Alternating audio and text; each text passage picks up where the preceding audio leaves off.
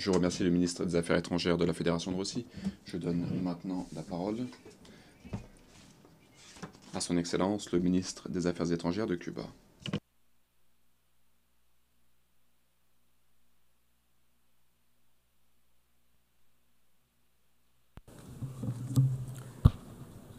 Señora Presidenta, Madame la Présidente de l'Assemblée générale, Monsieur le Secrétaire général, alors que nous sommes aujourd'hui réunis, 2,2 millions d'êtres humains à Gaza sont condamnés à la faim. Et ce, en raison des actions génocidaires, des actions extrémistes, en raison du nettoyage ethnique mené à bien par le régime sioniste.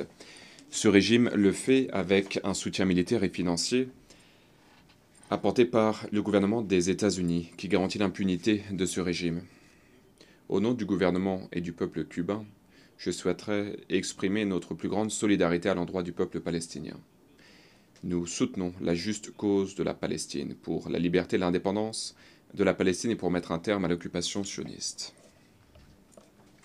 Le Conseil de sécurité semble être dans l'impasse, et ce, en raison du veto utilisé par les États-Unis.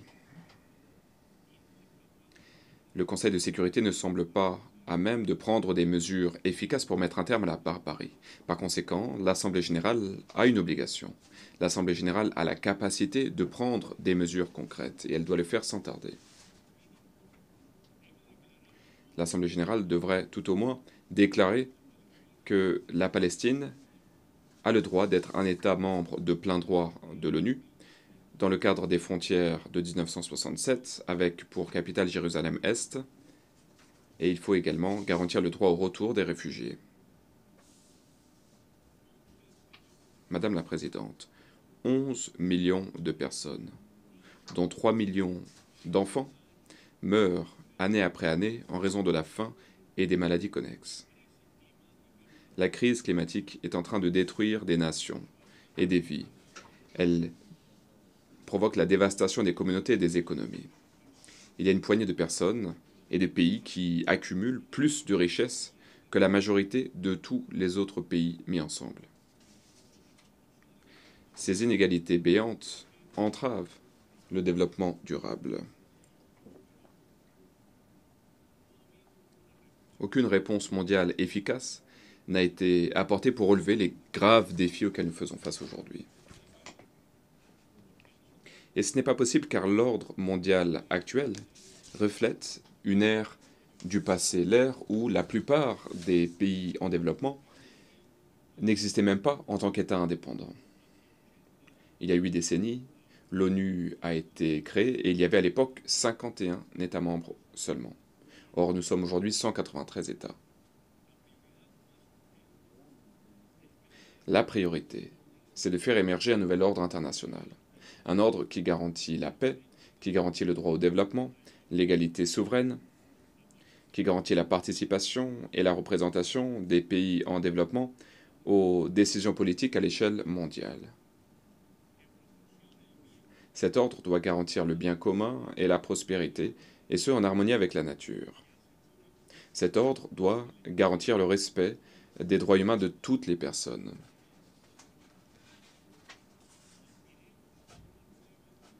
Nous avons besoin d'une nouvelle coexistence civilisée. Il faut que puisse primer la solidarité, la coopération internationale, le règlement pacifique des différends. Plutôt que d'avoir recours à la guerre, à l'usage de la force, à l'agression, à l'occupation. Nous avons besoin d'une nouvelle coexistence qui s'oppose aux aspirations de domination et d'hégémonie unipolaire. Nous devons bâtir un ordre sans embargo, sans mesures coercitives unilatérales. Un ordre qui repose sur le multilatéralisme et un ordre qui respecte pleinement la Charte des Nations Unies et le droit international. Même si cette organisation n'est pas parfaite, l'Organisation des Nations Unies est l'instance la plus représentative de la communauté internationale. Nous avons une obligation, protéger l'ONU, renforcer l'ONU. C'est une organisation intergouvernementale.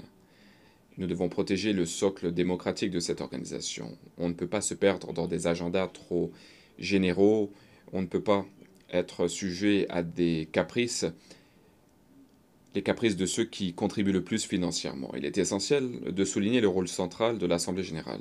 En effet, l'Assemblée est l'organe le plus démocratique et le plus représentatif de l'ONU. L'initiative ONU 80, qui a été lancée par le secrétaire général de l'ONU, cette initiative doit avoir pour objectif principal de renforcer la nature intergouvernementale des Nations Unies. Il faut renforcer la capacité de l'ONU à mieux relever les défis pressants de la période actuelle. Il est essentiel de rejeter la proposition très préoccupante visant à faire émerger une nouvelle doctrine. Il parle de la paix par le biais de la force, ce qui revient en fait à imposer à tous la volonté arbitraire de l'impérialisme des États-Unis, en utilisant la menace, la coercition et l'agression. C'est une nouvelle doctrine qui a été conçue pour répondre aux ambitions d'une puissance unipolaire, qui est déjà en déclin. Par ailleurs, cette doctrine répond aux intérêts des grandes entreprises multinationales. Et cela se fait au détriment des droits des nations souveraines et de leur population, et au détriment des valeurs qui sous-tendent l'Organisation des Nations Unies. Dans les Caraïbes, nous assistons aujourd'hui à l'émergence d'une menace, la menace de la guerre. Il y a un déploiement maritime et aérien sans précédent, de nature offensive, un déploiement absolument injustifié, avec la mobilisation de missiles, de moyens de débarquement et des moyens offensifs, et avec le déploiement de sous-marins nucléaires. Il y a des missiles balistiques qui sont déployés. Il y a des tests qui sont effectués. Les États-Unis utilisent le prétexte de la lutte contre la criminalité et le trafic de drogue, mais personne dans cette salle ne se laisse berner. L'attaque et la destruction de navires sans identification, sans savoir où se rendaient ces bateaux, l'assassinat ou l'exécution extrajudiciaire de civils, le fait de saisir des embarcations, d'arraisonner des navires de pêche, les actions agressives de la part des États-Unis, tout cela est en train de créer un contexte dangereux qui viole le droit international, un contexte qui menace la paix et la sécurité régionale.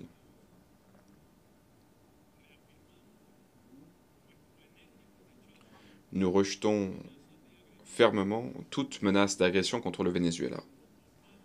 Nous apportons notre soutien total au gouvernement bolivarien et chaviste de cette nation sœur de l'Amérique latine et des Caraïbes. Nous soutenons l'Union populaire militaire, présidée par le président légitime du pays, Nicolás Maduro Moros.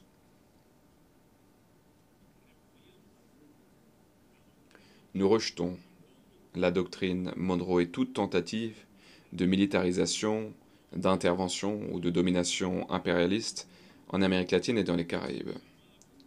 Cette zone est une zone de paix, ainsi qu'elle a été proclamée en 2014 à La Havane, avec la signature des chefs d'État et de gouvernement de la communauté des États latino-américains et caribéens. Nous assistons à l'accélération de la course à l'armement. Cela crée une rivalité dans le domaine de la mort et de la destruction, avec la mobilisation de ressources financières et matérielles inédites, des ressources que nous pourrions utiliser pour atténuer la pauvreté, promouvoir le développement, encourager la coopération. Et pendant ce temps, les objectifs de développement durable se portent bien mal, et il sera difficile de les atteindre. On ignore les engagements qui ont été pris en termes d'aide publique au développement, et il y a une diminution du financement qui devrait être consacré à faire face au changement climatique. En 1960, devant cette même Assemblée générale, le dirigeant historique de la révolution cubaine, Fidel Castro, a dit, je cite, « Que disparaisse la philosophie de la spoliation et la philosophie de la guerre disparaîtra. » Madame la Présidente, le changement climatique avance de façon inexorable et rapide. Les 6 premiers mois de cette année ont été les mois les plus chauds jamais enregistrés. Au cours de l'année écoulée, des records de température avaient déjà été atteints. Depuis cette même tribune, d'aucuns remettent aujourd'hui en cause la science et des décennies de travail collectif en vue de protéger la planète. Nous devons changer les modes de production et les modes de consommation qui ne sont pas durables et qui découlent du capitalisme. Si rien n'est fait, eh bien avant l'année 2030, nous allons dépasser le seuil fatidique des 1,5 degrés Celsius. La dette extérieure des pays en développement, qui a déjà été payée de nombreuses fois, cette dette augmente avec des chiffres astronomiques pour ce qui est des intérêts. C'est une nouvelle forme de colonisation. Nous devons mettre en œuvre les engagements qui ont été pris lors de la 4e conférence internationale sur le financement du développement. Nous avons besoin d'utiliser plus de ressources et nous avons besoin d'un mécanisme multilatéral spécifique pour la négociation de la dette. Nous souffrons des conséquences de la domination culturelle puissante, à une ère où la technologie numérique a une incidence sur notre quotidien, de façon de plus en plus rapide et intégrée. Une poignée d'organisations multinationales, et la plupart, voire la quasi-totalité, sont des entreprises américaines, imposent leur système d'exploitation contrôlant les contenus que nous pouvons lire, voir, écouter. Cela manipule les comportements humains. Nous souffrons de cette dictature de l'algorithme.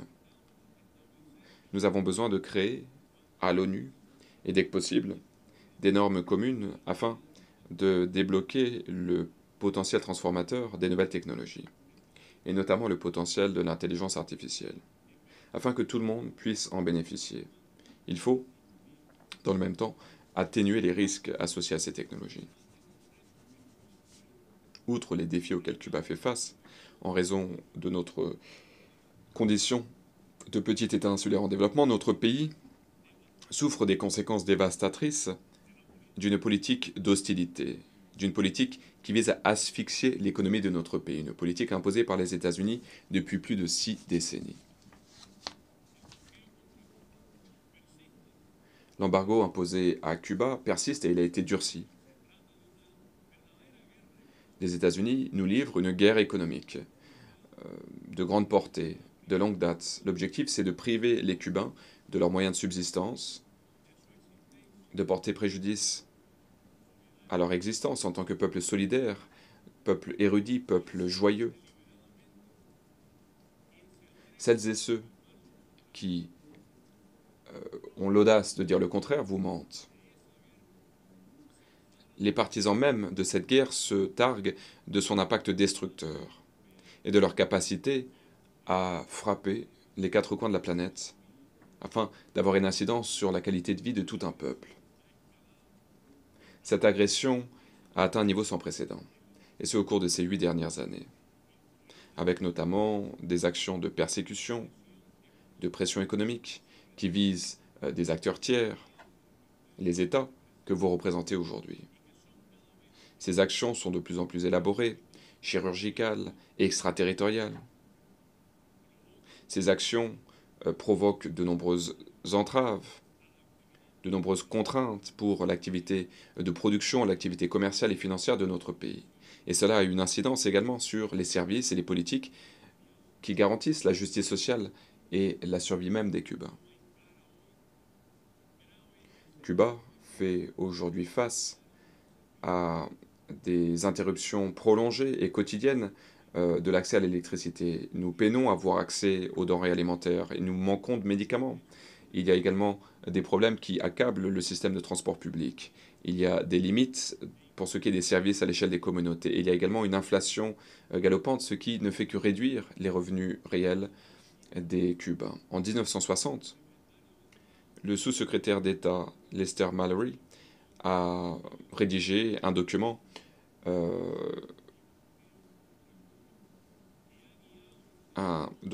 visant à la coercition et à l'embargo à Cuba, et un document qui guide depuis des années le comportement des États-Unis. Ce texte disait, je cite, « Nous devons rapidement avoir recours à tous les moyens possibles pour affaiblir la vie économique à Cuba.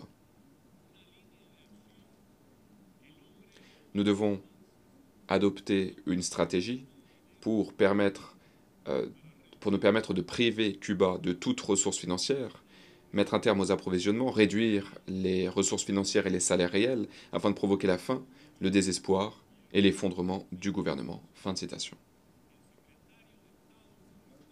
Le secrétaire d'État des États-Unis est aujourd'hui la réincarnation de ce sous-secrétaire d'État aux intentions macabres. Madame la Présidente, le Cuba est un pays victime du terrorisme.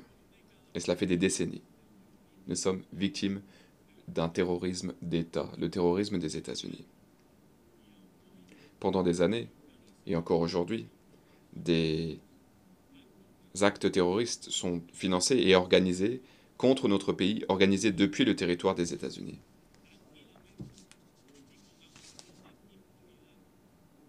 Il y a des acteurs responsables de ces actes terroristes qui vivent dans la plus grande tranquillité ici aux États-Unis. Ce sont des personnes qui sont responsables d'actes d'agression qui ont provoqué des milliers de morts, qui ont fait de nombreux blessés et qui ont causé des dégâts matériels sans précédent.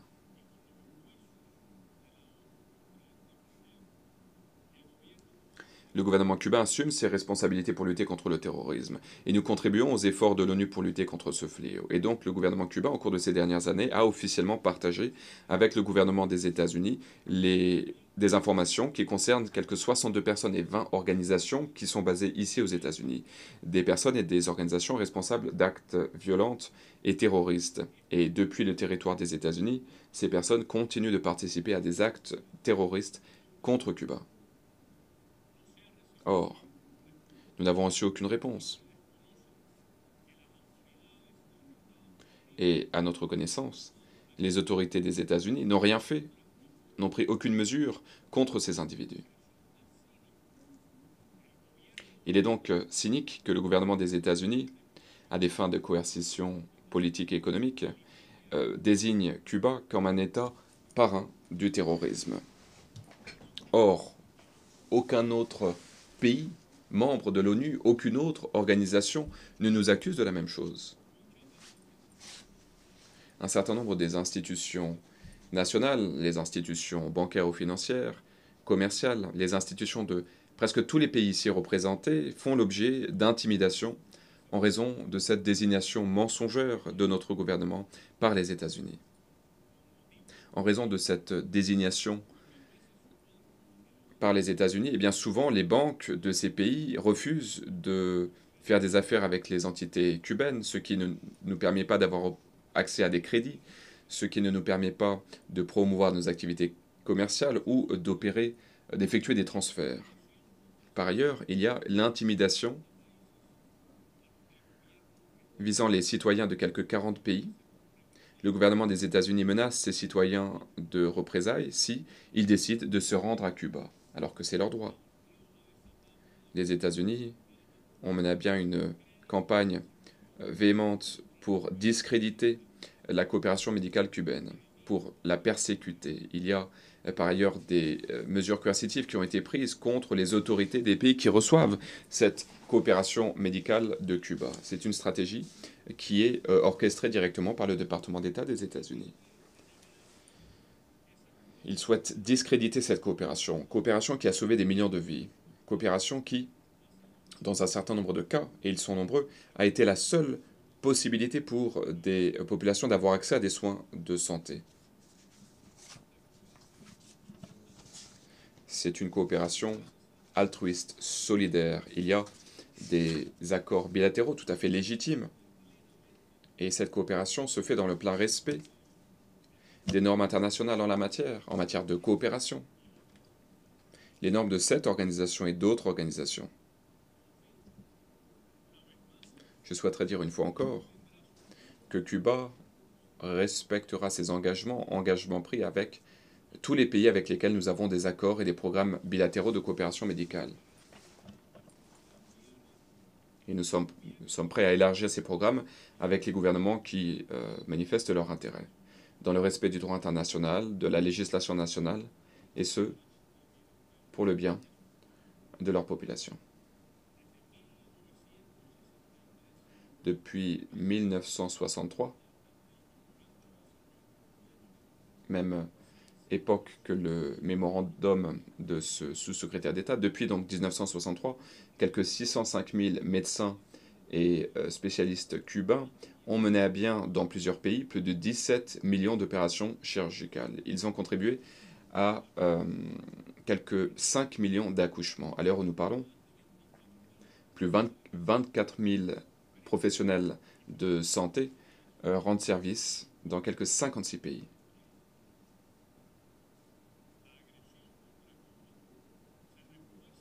Cette agression contre Cuba est exacerbée par une machine puissante de déstabilisation, orchestrée depuis le territoire des États-Unis, financée par le budget fédéral de ce pays.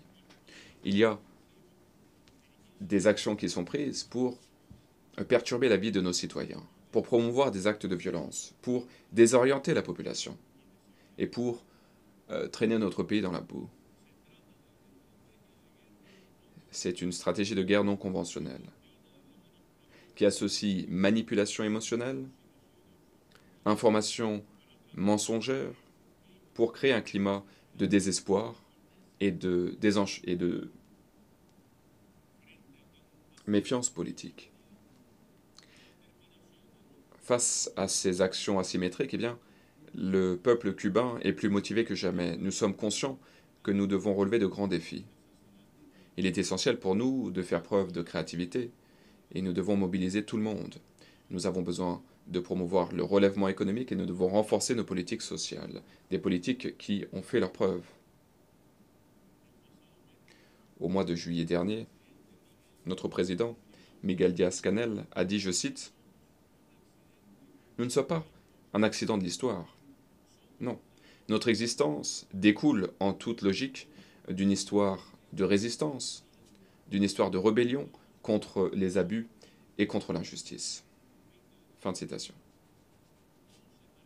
Nous n'aurons de cesse d'œuvrer afin de bâtir et concrétiser nos rêves, notre rêve d'un monde socialiste, d'un pays meilleur, d'un pays plus prospère pour tous, conformément à l'ordre constitutionnel qui a été choisi librement par notre peuple. Un ordre constitutionnel qui garantit la souveraineté, l'identité nationale et culturelle.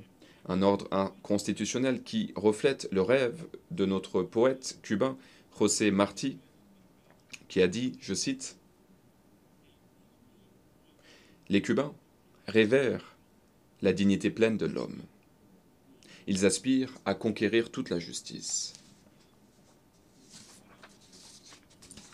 Nous avons créé un programme de relèvement économique qui s'adapte aux conditions bien spécifiques de notre pays. Nous savons que nous devons surmonter l'impact délétère de l'embargo économique. Nous devons remédier aux déficiences actuelles de l'ordre économique mondial. Et nous devons changer, je cite, tout ce qui doit être changé. Nous ne nous berçons pas d'illusions. Mais le fait est que les résultats commencent à se faire sentir à l'échelle macroéconomique, même si les familles cubaines, dans leur quotidien, ne le ressentent peut-être pas encore. Cuba est un pays de paix, un pays épris de paix. En dépit des dégâts provoqués par l'action des États-Unis, Cuba a toujours été prêt à dialoguer sans précondition. Nous souhaitons bâtir des relations respectueuses et civilisées avec ce pays, sans assujettissement, sans que l'on porte préjudice à nos prérogatives souveraines. Nos deux peuples pourraient bénéficier d'une telle coopération. Il y a aux États-Unis beaucoup de Cubains qui y vivent, et beaucoup d'ailleurs se sentent aujourd'hui menacés, car ils ont été trahis. Ils ont été trahis par ces politiciens de carrière, et notamment à Miami, ces politiciens qui se sont enrichis, affirmant les représenter, alors que c'était faux. La haine a été propagée, il y a eu de la manipulation politique, et ces hommes et ces femmes politiques de façon opportuniste, soutiennent aujourd'hui toutes les mesures xénophobes, racistes, les mesures de répression qui ont été prises, les mesures d'intimidation et de représailles qui ont été appliquées à l'encontre de ces Cubains. Et on le voit particulièrement au niveau du département d'État. N'oublions pas que l'immense majorité des Cubains sont arrivés aux États-Unis au cours de ces 60 dernières années. Et ils ont été forcés à fuir en raison des conditions à Cuba imposées par l'embargo. Et ils ont été attirés par des législations et des pratiques qui étaient motivées politiquement, qui visaient à accueillir des Cubains et qui leur apportaient une aide, qu'ils se rendent aux États-Unis légalement ou non. Madame la Présidente, nous souhaiterions réitérer notre engagement en tant que pays membre des BRIC, pays partenaire des BRIC. Nous rejetons l'application de mesures coercitives unilatérales. Ces mesures visent à assujettir la volonté souveraine des peuples. Nous exprimons notre soutien au Bélarus, au Nicaragua, à Venezuela, au Zimbabwe, à la République populaire démocratique de Corée, à l'Iran, à la Russie et à toutes les autres nations qui sont victimes de ces mesures coercitives. Nous exprimons notre solidarité à l'endroit du gouvernement de réconciliation et d'unité nationale du Nicaragua. Nous réitérons notre soutien au droit inaliénable du peuple de Puerto Rico, son droit à l'autodétermination et à l'indépendance. Les nations sœurs des Caraïbes méritent également un traitement juste et différencié, ainsi que des réparations en raison des horreurs du colonialisme et de l'esclavage. La communauté internationale a une grande responsabilité vis-à-vis du peuple haïtien. Nous maintenons une coopération modeste dans le domaine de la santé avec ce pays frère. Et Cuba se ralliera à tout effort international visant à soutenir Haïti, dans le respect de sa souveraineté, sans imposition et sans intervention militaire. Nous soutenons le droit légitime et souverain de l'Argentine vis-à-vis des îles Malouines, des îles Sandwich du Sud, Georgie du Sud et les espaces maritimes environnants. Cuba reste engagé en faveur de la paix en Colombie et nous exprimons notre solidarité à l'endroit du président Gustavo Petro. L'Afrique est le berceau de l'humanité et l'Afrique pourra toujours compter sur le soutien de Cuba et sur la solidarité des Cubains. Nous soutenons les aspirations légitimes de l'Afrique à des réparations en raison des dégâts causés par la colonisation. Nous exprimons notre solidarité à l'endroit du peuple sahraoui, son droit à l'autodétermination. Nous réitérons notre engagement en faveur du principe de la Chine unique. Nous nous opposons aux doctrines militaires et nucléaires agressives de l'OTAN. Nous avons une conviction, sans nous bercer d'illusions, qu'il est possible de bâtir un monde meilleur. Et pour cela, nous pensons qu'il est essentiel, qu'il est de notre obligation de nous battre. Je réitère les paroles prononcées par le président Raúl Castro Ruz, ici même, depuis ce pupitre, au mois de septembre 2015. Je cite, « La communauté internationale pourra toujours compter sur nous, sur notre voix sincère, face à l'injustice, face aux inégalités, au sous-développement, la discrimination, face à la manipulation, afin de bâtir un ordre international plus juste, plus équitable. Et au centre de cet ordre doit se trouver véritablement l'être humain, sa dignité et son bien-être. Je vous remercie.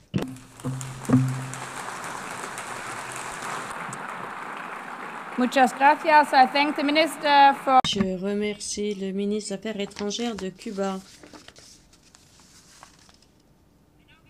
Et je donne maintenant